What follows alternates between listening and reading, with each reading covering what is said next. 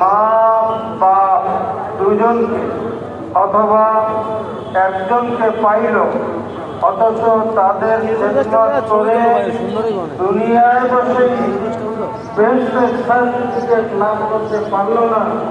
জিবরাইল আমিন বলল তারা ধ্বংস হোক। আমি বললাম আমিন।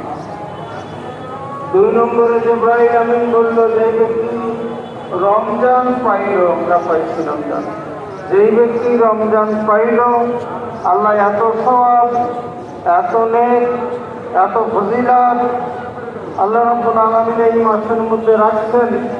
এই মাসে পাইল, অথচ ইবাদত করে গুনাহ মাফ করতে পারল না, জান্নাতের সার্টিফিকেট লাভ করতে পারল না।